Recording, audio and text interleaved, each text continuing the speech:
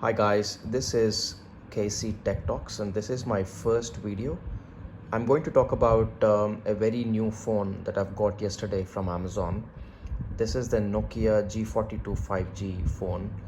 I unboxed it yesterday. I wanted to share with you what comes in the box and also talk about my observations over the last 24 hours of usage. Consider this to be a review of sorts. If you have any questions, please do ask and I will be happy to answer that for you. All right, so let's get started.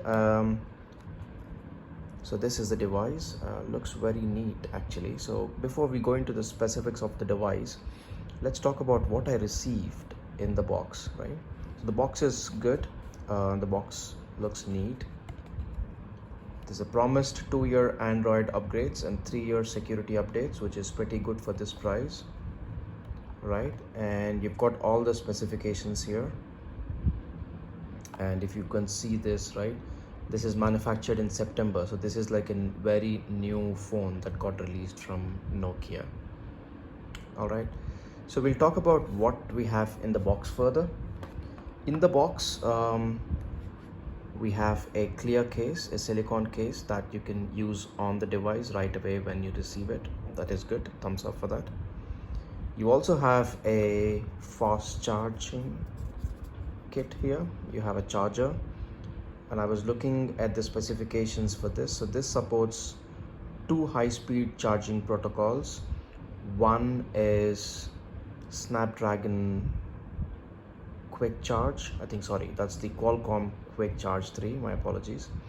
And the second one is it also supports the Power Delivery 3.0 charging. So this works for this phone seamlessly for fast charging your device. And you also have a USB-A to USB-C cable. It's very good that Nokia has actually given you the charger as well alongside the device at this price point. Right, talking about the price point, I got this for 12,499, and that's pretty decent, I guess, for the specification that was provided. All right, coming to talk about the specifications, right, this has a Snapdragon 480 5G mobile platform. I think this is the 480 second generation chipset, which I think is very, very optimized. I'll talk about more when I talk about my performance with the device. It also comes with a triple camera, which I think is not great, but I think these days the hardware vendors are providing it, so I think it's like a must-have thing for them to keep selling the products, right? So I'll not really talk about the camera because there is nothing great to talk about it, but I'll talk about the device itself and the performance and what I really found, some pros and some cons, which I think must be useful for you in case if you are looking to buy a similar phone, or if you have any questions or any doubts with regards to buying this one, right? I'll be happy to help you. Right, coming back to the specifications, this has about 5000 mAh battery, which I think is very, very good, right? Because Android, as we all know, is a slightly power hungry operating system compared to iOS and the others that we have. But within Android, 5000 mAh battery will ensure that you at least get about 1.5 days with medium to high usage. I don't think it will last 3 days unless your only utility is taking calls and a few WhatsApp messages here and there. If you are doing multimedia like streaming, watching stuff on your mobile phone, etc., I think 3 days battery life might not be applicable in this case. Yeah, so take this with a pinch of salt. Right, so this is the device, this is the box, right? So what I get is, I've just spoken to you about it. So there's some paperwork which talks about some help guides and all of that, right? I'm not going to talk about most of it. I'll talk about the SAR on this device, though. It's 1.2 at the moment, so it's not that heavy is what I understand from the literature, etc.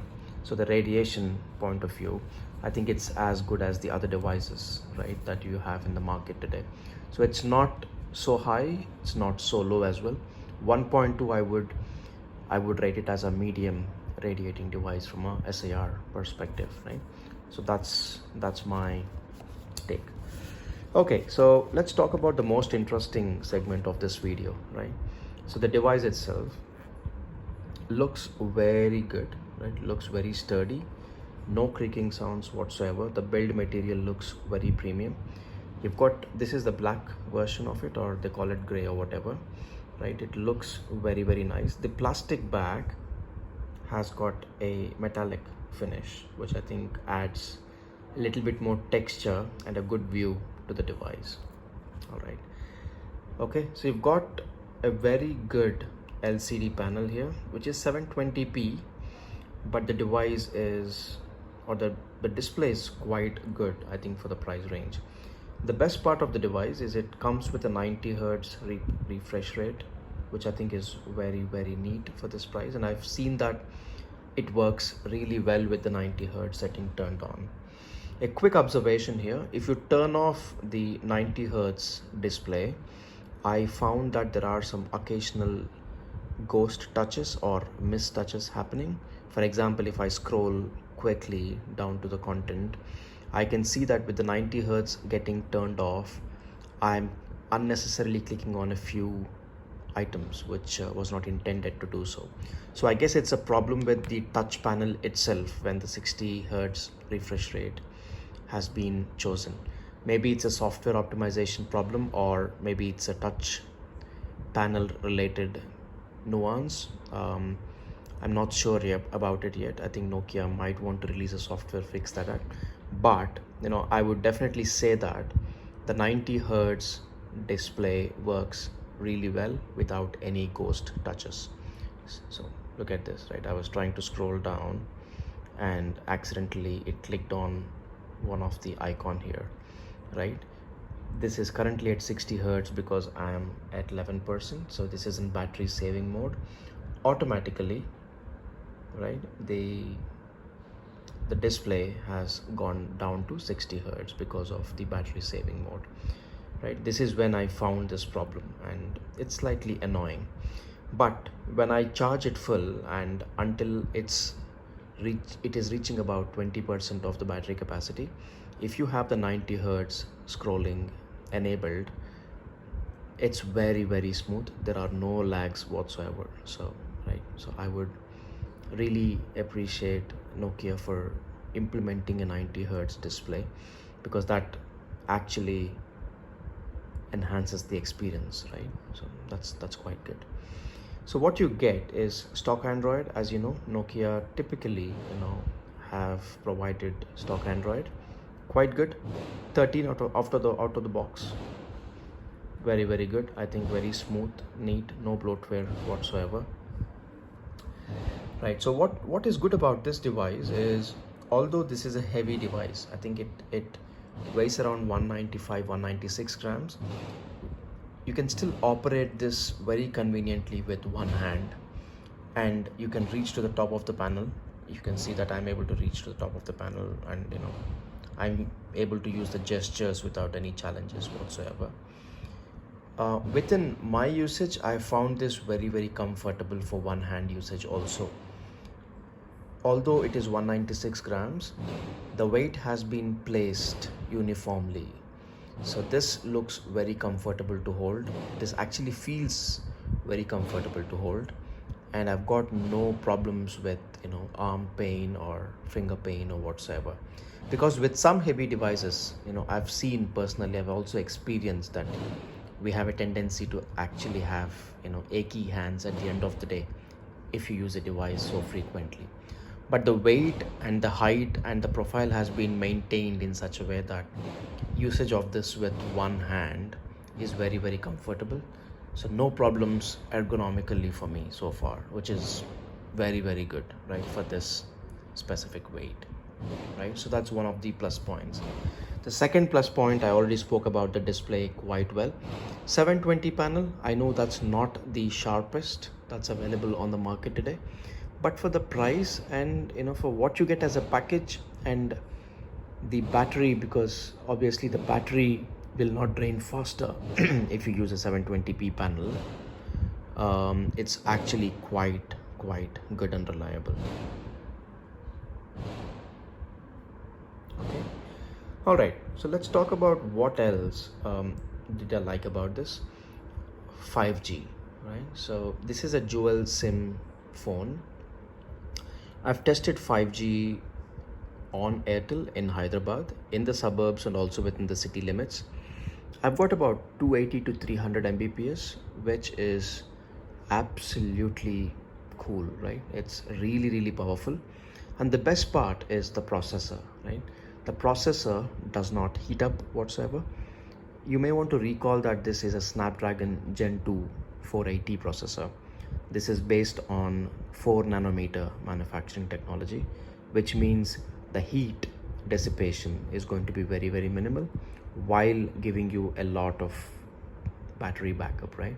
The battery backup is not going to be uh, very draining fast. What I mean is the battery is lasting longer. The processor is power efficient because of the 4 nanometer technology.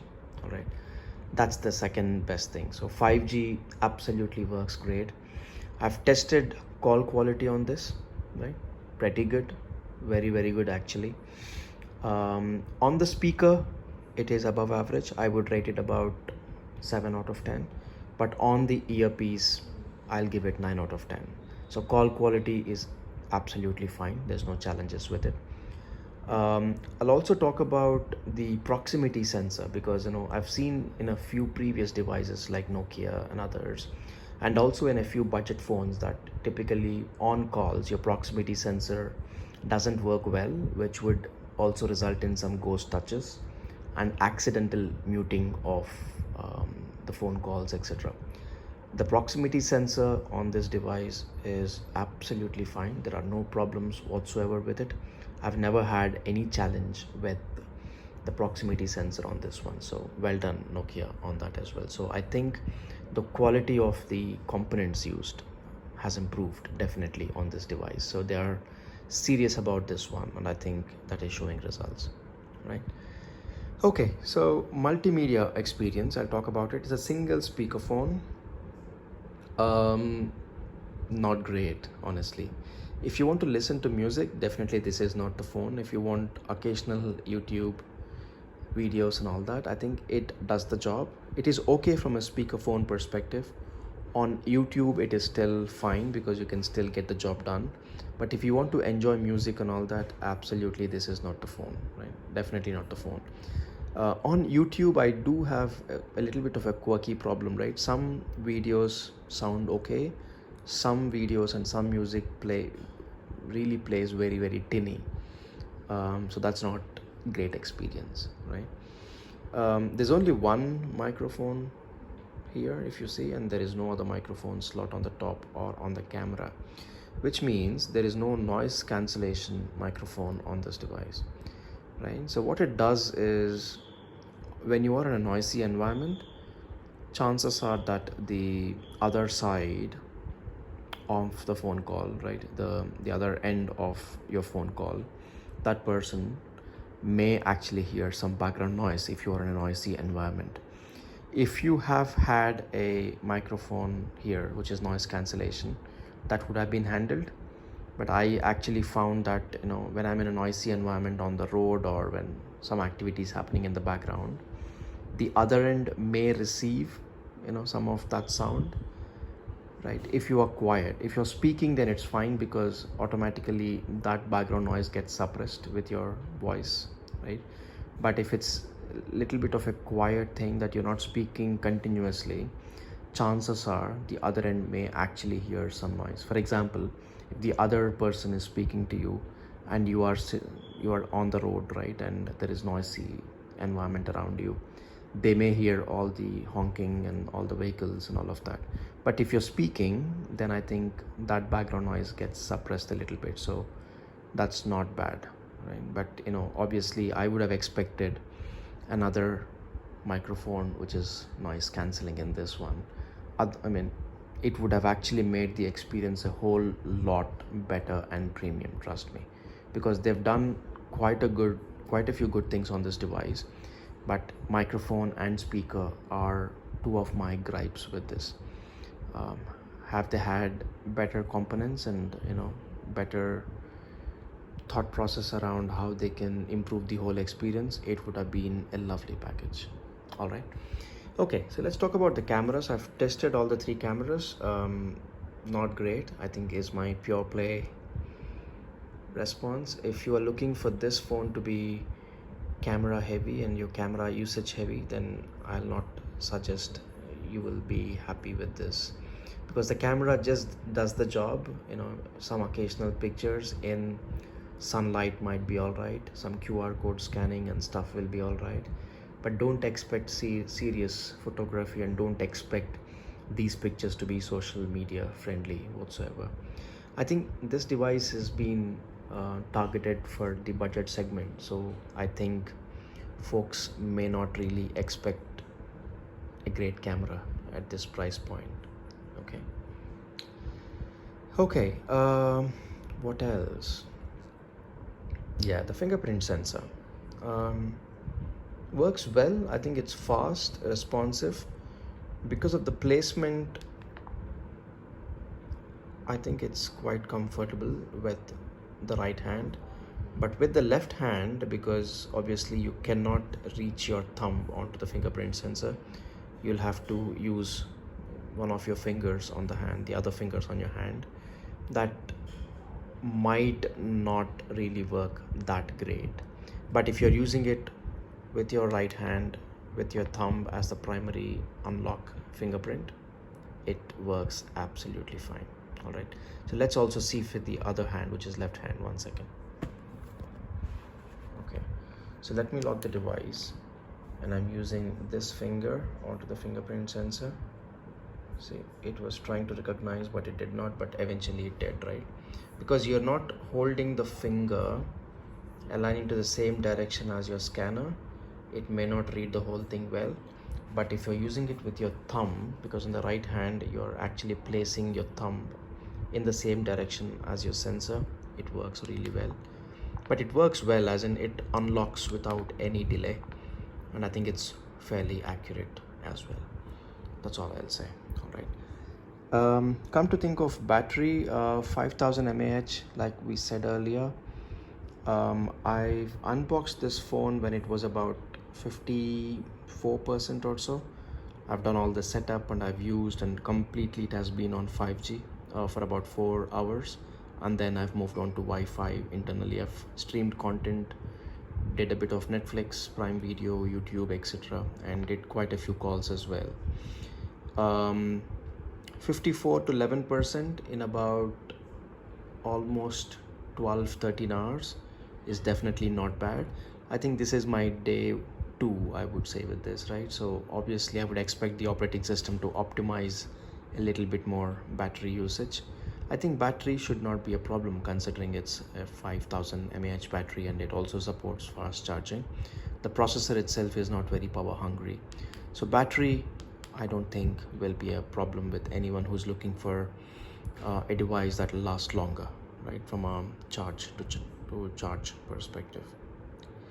Okay, so let me stop the video here. I think, like I said, this is my first video. Obviously I've made some mistakes which I will look forward to correct in the next one, and you may not find the finishing of this video to be perfect, right? I'm just shooting it in my room with minimal setup, but I wanted to actually get to you and present to you my thoughts on some devices that I use and some tips and what I like. And most importantly, I would like to also make use of this platform to ensure that I'm able to address any questions, queries, or issues you may have with some of your devices or with this specific device. And if you're looking to buy this one or have any questions, feel free to drop a comment, and I will certainly answer that to the best possible extent. I believe this is going to be a useful video for all of you. All right, and we'll see you in the next one. Thanks a lot for watching. This is KC Tech Talks once again, signing off. Cheers.